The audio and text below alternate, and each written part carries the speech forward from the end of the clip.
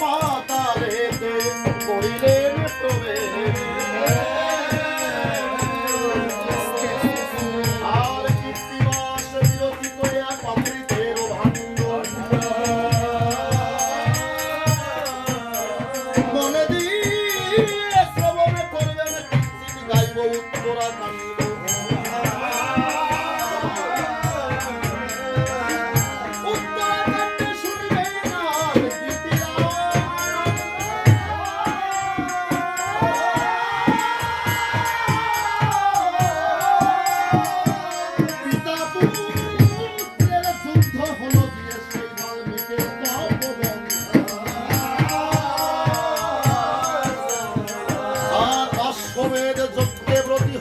নারায়ণ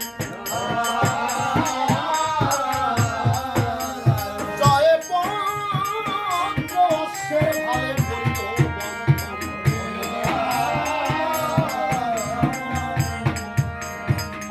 আদিকাণ্ডে ভগবান রামচন্দ্র আমার জন্ম নিলেন, এক বিষ্ণু চতুরাংশে জন্ম নিলেন রঘুবংশে, এই জগৎকে উদ্ধারের দ্বার। পিতৃসত্য পালনের তরে আমার রাম রঘুবরে 14 বৎসরের পরে সীতা এবং ঠাকুর লক্ষ্মণকে সঙ্গে করে বনবাসে করিলেন।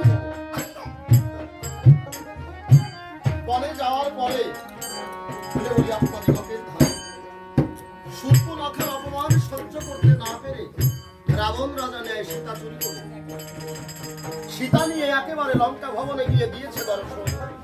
এদিকে রাম রাজীব লোচন ঠাকুর লক্ষ্মণকে সঙ্গে করি আমার রাম ধনুধারী কুঠিরে এসে দেখতে পেয়েছে, তাই কুঠিরে যে জানকী ছিল জানকী কুঠিরে নাই, তাই ঠাকুর লক্ষ্মণকে সঙ্গে করে পঞ্চবটির বনের ভেতরে সীতা দেবীকে খুঁজিয়া বেড়ায়। কোথাও সীতার সন্ধান পায়নি, খুঁজতে খুঁজতে দেখা হলো জটায়ু পাখির সাথে। জটায়ু পাখি ডাক দিয়ে বলে, তাই ওহে রাম অখিলের সাই আমার কথা বলে, তোমার বাবা দশরথ পূর্ণ করতে মনোরথ আমার বন্ধু বটে, তুমি তার সন্তান আমার সন্তান তুল্য, বধুমাতা সীতা আছে কোথা জানি 12টা, আমার কাছে জেনে বলে।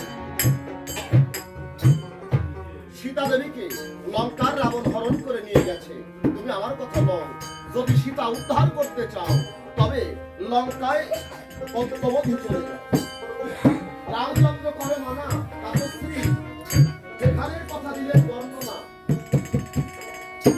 পথিমধ্যে সমুদ্র আছে কিনা, সমুদ্র পাড়ি না দিয়ে তো আর লঙ্কায় যাওয়া সম্ভব না।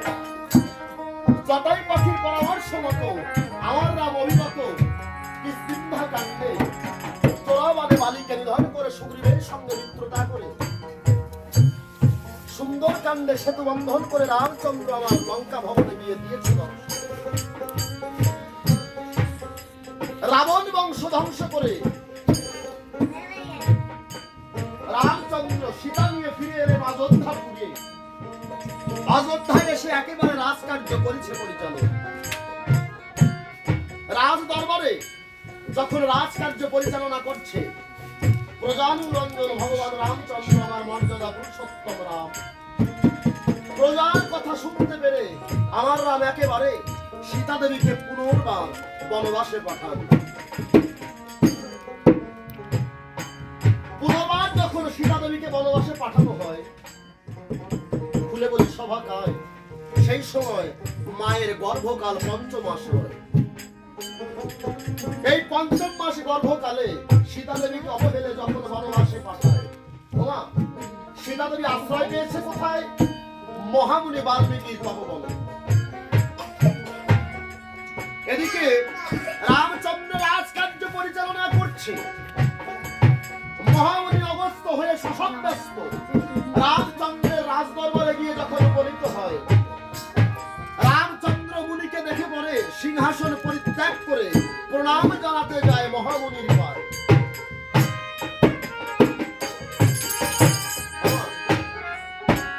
আমাদের দ্বারে সাধু সন্ন্যাসী আসে না, সাধু মহাজন আসে না, সাধুগণ এলে পরে কি করতে হয় বিচারে করি তোমরা। রামচন্দ্রকে স্বয়ং ভগবান একজন সাধুকে দেখে নিজের রাজ সিংহাসন পরিত্যাগ করে সাধুর অর্চন বন্দন করতে সাধুর চরণে গিয়ে বসলেন।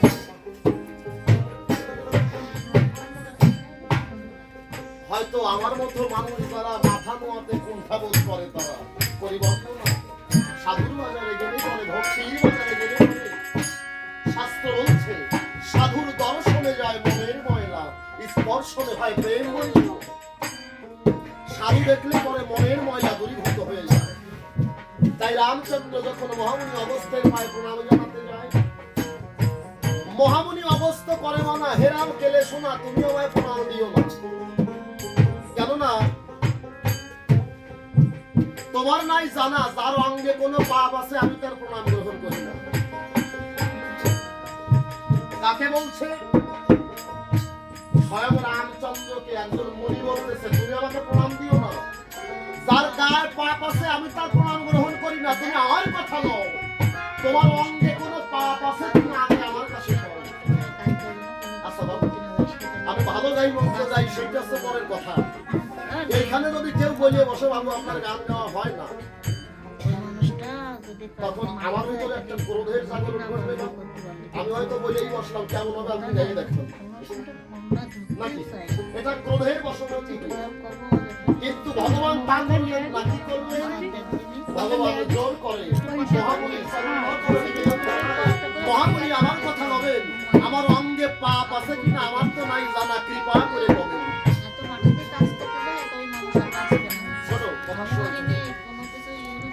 আমার অঙ্গে কোনো পাপ আছে কিনা আমার নাই জানা, মহামুনি আমার কথা নাও, একবার কৃপা করে আমার কাছে গো।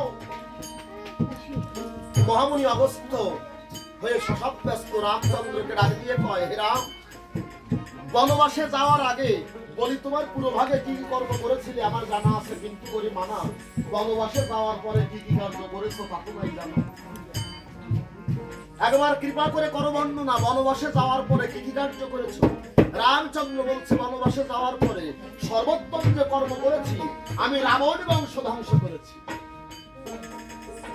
মহামুনি অবস্থ বলছে হে রাম, এই জগৎবাসী হয়তো রাবণকে চেনে না, তুমি কি রাবণকে চেনো না? ব্রহ্মার পুত্র পুলস্ত্য, পুলস্ত্যের পুত্র গ্রহণ করতে পারি না। রাবণ ব্রাহ্মণ, তুমি রাবণকে নিধন করে ব্রহ্ম হত্যার পাপ লেগেছে তোমার অঙ্গ করে পরিবর্তন না, এই পাপের দায়ে আমি তোমার প্রণাম গ্রহণ করব। রামচন্দ্রকে শোনা দান দিয়ে মুনির চরণে নিবেদন জানায় হে মুনি মহাত্তম, নিবেদন করি তোমার পায়ে আমার কথা তবে আমার এই পাপ সেই স্খলন হবে, একবার কৃপা করবে। আমার অঙ্গে যে পাপ লেগেছে এই পাপের মুক্তি হবে কিসে? মহামুনি অগস্ত্য বলছে হে রাম, আমার কথা নয়, এই পাপ থেকে মুক্তি পেতে হলে পরে তোমাকে একটা যজ্ঞ করতে হবে, যজ্ঞে ব্রতী হও। তাই রামচন্দ্র কোন যজ্ঞে ব্রতী হলেন? অশ্বমেধ যজ্ঞ। অষ্টম বর্ণ, অশ্ব কি ঘোড়া। বৈদিক যুগে এখনো আমাদের ধর্ম বৈদিক ধর্ম, বেদই আমাদের প্রধান ধর্মগ্রন্থ। পরবর্তীতে যে সকল গ্রন্থ এসেছে আমরা এক এক করে হয়তো কেউ গীতাকে আশ্রয় করে চলছি, কেউ হয়তো রামায়ণকে আশ্রয় করে চলছি, বর্তমান যুগে কেউ হয়তো হরিলীলামৃতকে আশ্রয় করে চলছি। পরিবর্ণনা কোনোটাই তো আর বেদের ছাড়া না, বেদের বাহিরে না। তাই বলছে অশ্বমেধ যজ্ঞে ব্রতী হতে হবে। অশ্বমেধ যজ্ঞের নিয়ম কি? একটা যজ্ঞের অশ্ব অর্থাৎ ঘোড়া, তার কপালে একটা জয় পতাকা লিখে দিতে হবে। ওই ঘোড়া যদি চতুর্দেশ ভ্রমণ করে দিগ্বিজয় করে আসতে পারে, কেবলমাত্র সেই ঘোড়া দিয়েই যজ্ঞ কার্য সমাধা হবে, পরিবর্ণনা অন্যথায় হবে না। তাই অষ্টম বর্ণের অশ্ব রামচন্দ্র করলেন আনায়ন, ওই অশ্বের ললাটে একটা জয় পতাকা করিলেন বন্ধন লিখন। কি একটা জয় পতাকা লিখেছে, জয় পতাকায় কি লিখেছে?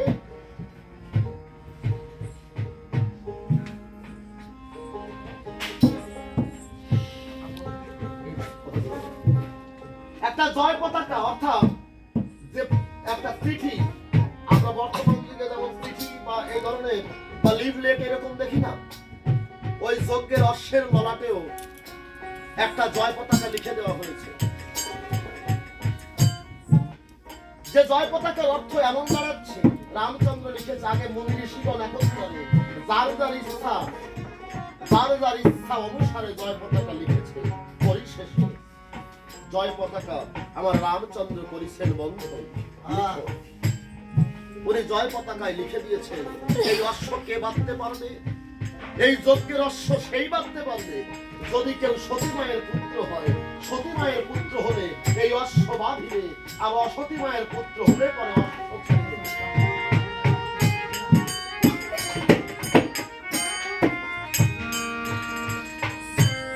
কেবলমাত্র সতী মায়ের সন্তান হলে পরে এই অশ্ব বাঁধতে পারে, অন্যথায় অশ্ব বাঁধতে নারে। তাই রামচন্দ্রের যজ্ঞের অশ্ব রক্ষণে কাকে দিলেন? রামানুজ শত্রুঘ্ন।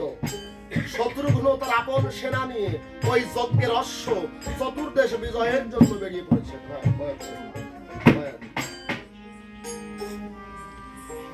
অশ্বমেধ যজ্ঞে ব্রতী হলেন নারায়ণ, জয়পত্র অশ্বের ভালে করিলেন বন্ধ। আপনি সাথে অশ্ব ভ্রমে নানা ধারে, অশ্বের রক্ষণে ছিল শত্রু ধনে। আর দেশ দেশান্তরে অশ্ব করয়ে ভ্রম, উপনীত হল বাল্মীকির তপবন।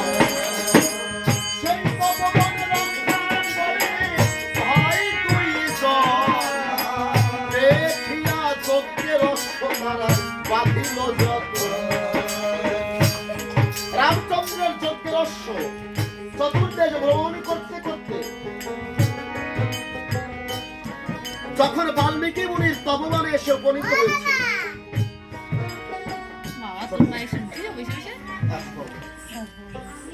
বাল্মীকি মুনির তপবনে উপনীত হয়েছে, ওই তপবন রক্ষা করছে কে? রামাত্মজ, সীতাত্মজ, লবার খুশি। কেন?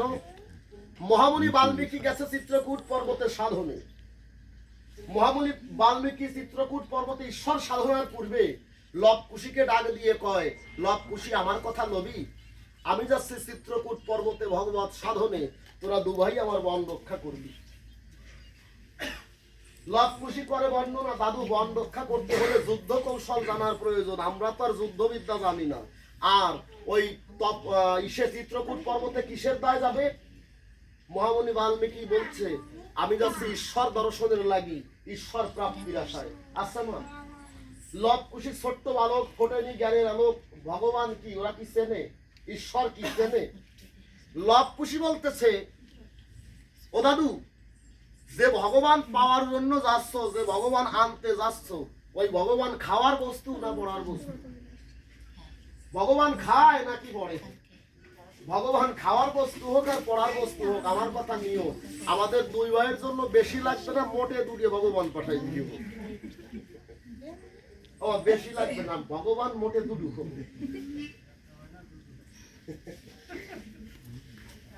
বর্তমান যুগেও নাতি নাতনিরা দাবি করে। দাদু যাবে আউরিয়ার বাজারে, নাতি ডাক দিয়ে বলে একেবারে দাদু আমার কথা নাও, তুমি বাজারে যাচ্ছ আমাকেও সাথে নাও। দাদু করে বর্ণনা, দাদু ভাই রে, একটা সময় ছিল শরীরে বল ছিল, যখন তোর বাবারে মাথায় নিয়েছি, তোর জ্যাঠারে ঘাড়ে নিয়েছি, তোর পিসিরে কোলে নিয়েছি, 4-5 জন একসাথে নিয়ে গেছি, কিন্তু করি মানা বার্ধক্যের তাড়নায় এখন শরীরে আর সেই বল ধরে না। ধরে নাকি?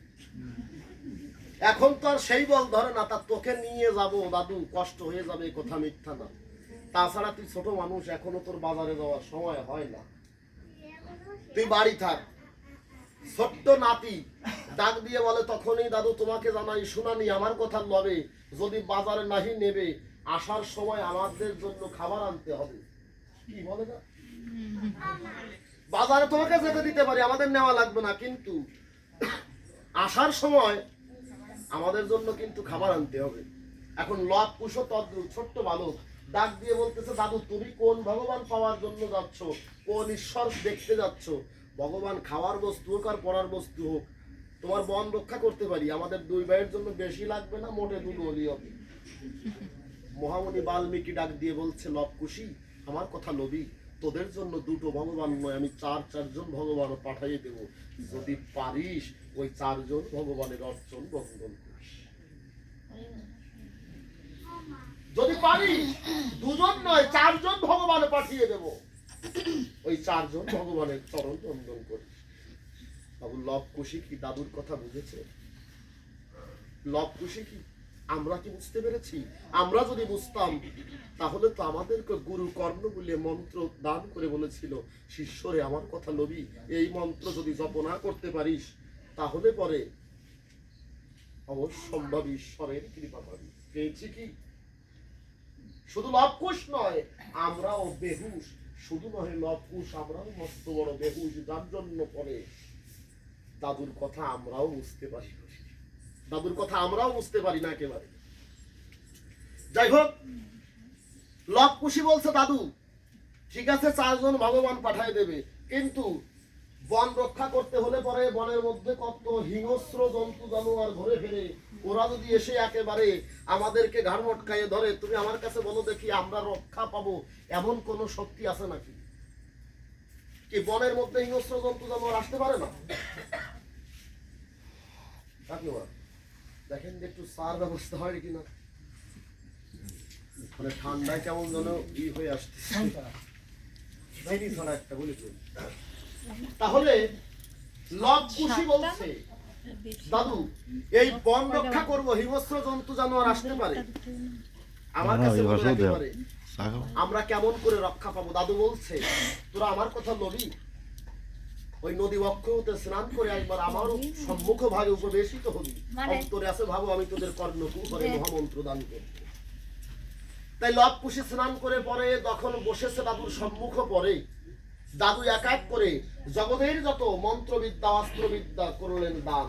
সকল মন্ত্রবিদ্যা দেওয়ার পরে ডাক দিয়ে বলে, দাদু একেবারে লবকুশিয়ে বলি, তোদের আমার কথা লবি, এবার তোদেরকে এমন একটা মন্ত্র দেব তোরা পাবি, এই মন্ত্র যদি জপ না করে কোনো জন করিবন্ন না, জগতের কোন জীবের কখনো বিপদ আপদ ঘটবে না। ওই মন্ত্র শুধু লবকুশি তোদের জন্য নয়, এই জগতের জীব যদি কখনো ওই মন্ত্র জপ না করতে পারে, খুলে বলি তোদের ধারে ওই মন্ত্র জপ না করলে পরে এই জগৎ মাঝে কখনো তার আর বিপদ হবে না। বাবু আমাদের সেই মন্ত্র কি জানার একটু ইচ্ছা জাগে, যে মন্ত্র জানলে পরে জগৎ